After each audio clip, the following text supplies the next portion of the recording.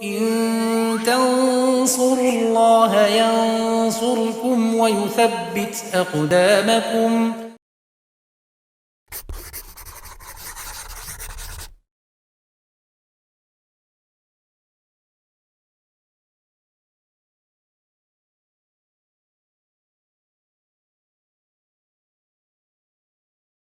Bismillahirrahmanirrahim. Alhamdulillah wassalatu wassalamu ala Rasulillah wa ala alihi wa sahbihi wa man tabi'ahum bi ihsanin ila yaumiddin. Amma ba'd.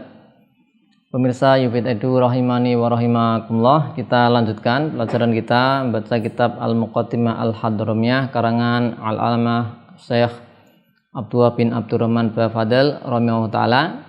Ya, kita sudah bahas tentang tata cara mandi yang minimal, yaitu tata cara mandi minimal adalah niat, ya.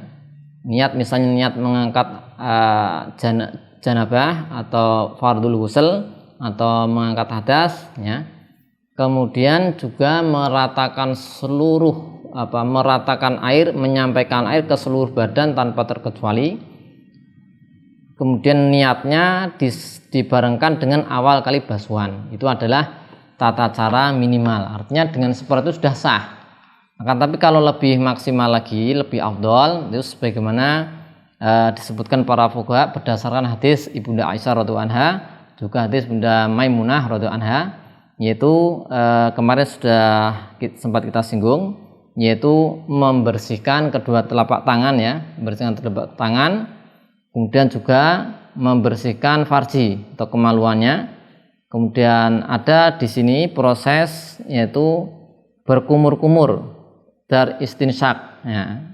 Ini di Busyra Al-Karim disebutkan itu ada proses berkumur-kumur, kemudian masukkan air ke dalam hidung. Ini bukan yang untuk wudhu, nanti wudhu juga ada lagi, ya. Nah, setelah itu kemudian atau ini makruh ditinggalkan, ya, karena ada yang mengatakan wajib, ya. Jadi di dalam mandi wajib ini, mandi junub, ini ada yang berpendapat wajib kumur-kumur dan masukkannya dalam hidung, sehingga dalam mazhab Syafi'i ini hukumnya sunnah, ya. Sunnah memasukkan air dalam mulut dan dalam hidung, tidak wajib. Nah, kalau ditinggalkan makruh.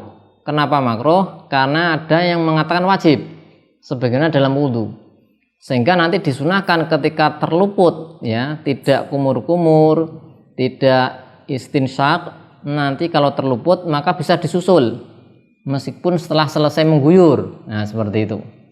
Baik, tadi mencuci kedua telapak tangan, kemudian membersihkan kemaluan dan sekitarnya, kemudian berkumur dan istinsyak, ya. Setelah itu yaitu berwudu.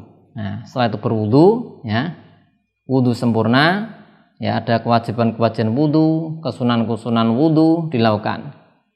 Ya, nanti bisa niat raful hadas asghar, ya, di situ. Karena ada khilaf, ulama mengatakan yaitu batalnya wudu karena keluar mani, sehingga meskipun tidak ada hadas kecil, nah maka ini bisa niat mengangkat hadas kecil karena ada khilaf, ulama mengatakan keluar air mani membatalkan wudu. Nah, kemudian setelah wudu, ya, baru tadi adalah mengguyur seluruh badan, atau di hadis juga disebutkan ada, tadi sudah kita sebutkan, ada proses menyela-nyelai pangkal rambut, ya, tangan dibasahi diselesai pangkal rambut, kemudian kepala diguyur 3 kali. Setelah itu adalah membasuh semua badan, yaitu diantara urut-urutan, ya, tata cara mandi yang maksimal. Jadi yang maksimal gitu, ya. Jadi bisa maksimal, yang afdol bisa minimal. Kalau minimal yang penting ada niat mengangkat hadas besar gitu, kemudian air diguyurkan ke seluruh anggota tubuh, sudah 1 kali guyuran sudah sah. Itu minimal. Kalau mau afdol ya 3 kali guyuran. Ya, 1 kali guyuran asal semua sudah terkena, ya, semua sudah terkena.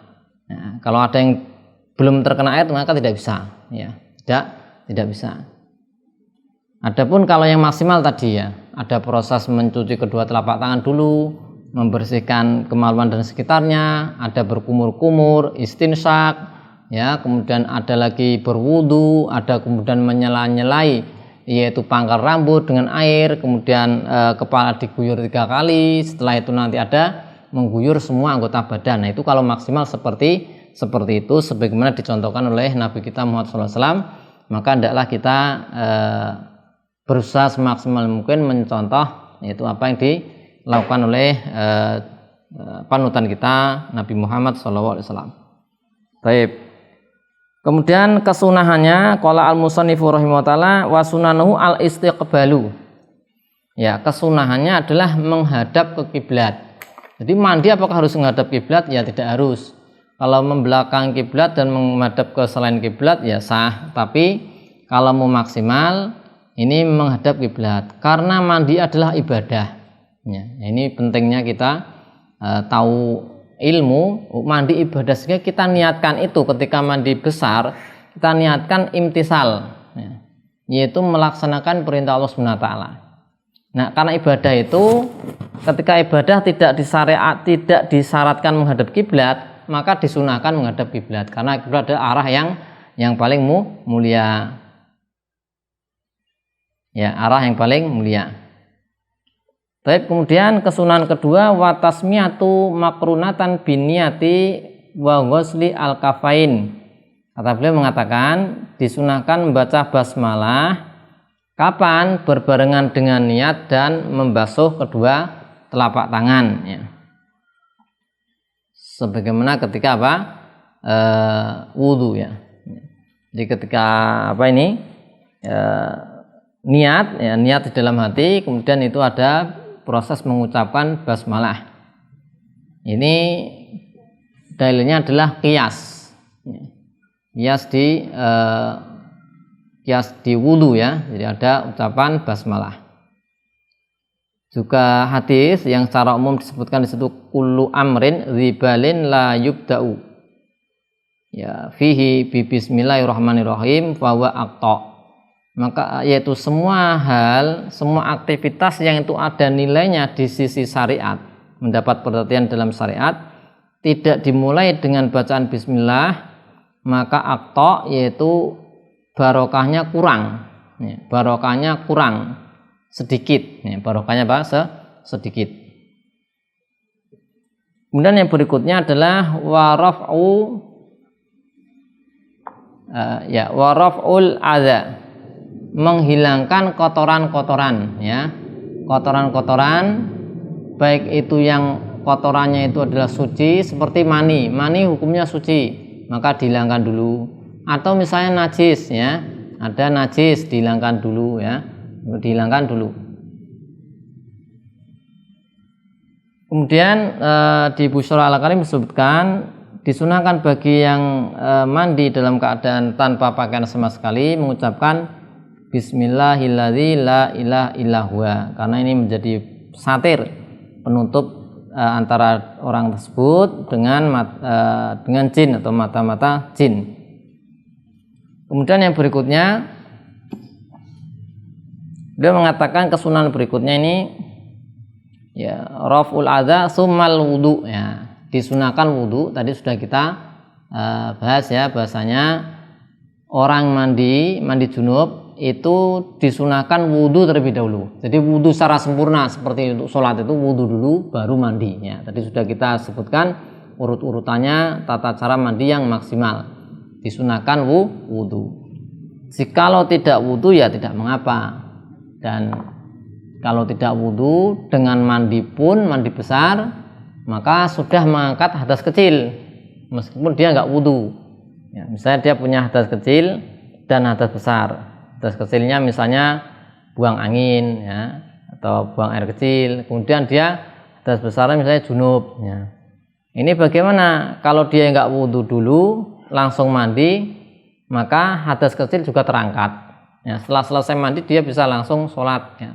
Ya dengan syarat dia tidak melakukan pembatal wudu. Kalau melakukan pembatal wudu ya batal lagi wudunya. Sudah selesai mandi kemudian menyentuh kemaluan, kemudian buang angin misalnya, ya berarti batal. Tapi kalau tidak melakukan pembatal wudhu ya berarti hadas kecilnya terangkat ya, dengan mandi wajib tadi ya, sehingga tidak perlu wudhu. Tapi disunahkan sebelum dia yaitu mandi untuk berwudhu terlebih dahulu.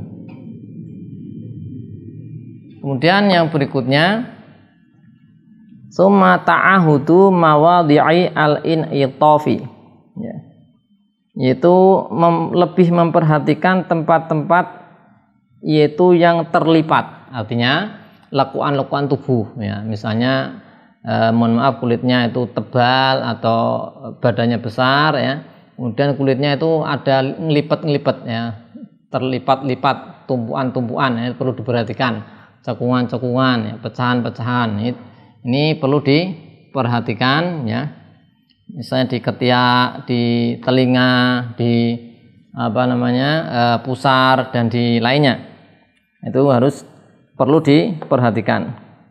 Kemudian yang berikutnya yaitu takhlil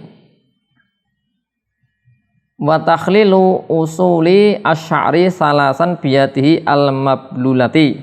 Nah, ini tadi sudah kita singgung di tata cara mandi yang sempurna, yang maksimal.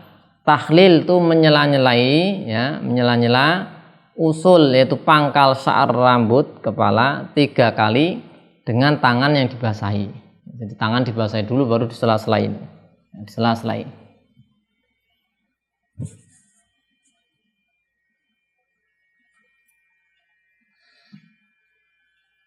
Itu caranya apa? Ya, ini tangan kita dicelupkan ke dalam air, kemudian disela-selai di pangkal rambut. Di Busra Al-Karim disebutkan meskipun muhrim ya. Meskipun muhrim menurut Ibnu Hajar, akan tapi harus dengan ya cara yang lembut, yang hati-hati. Kemudian summa al-ifadatu ala ra'sihi ya, kemudian menuangkan atau mengguyurkan ke kepala setelah disela-selai, kemudian mengguyurkan ke kepala orang yang mandi junub tersebut. Nah, demikian ini untuk sunah-sunah mandi junub. Nah, insya Allah ini masih ada lagi sunah-sunah yang lain, akan kita lanjutkan di pertemuan berikutnya. Semoga bisa kita pahami. Wassallallahu ala sayyidina Muhammadin wa ala alihi wasallam. Walhamdulillahi rabbil alamin.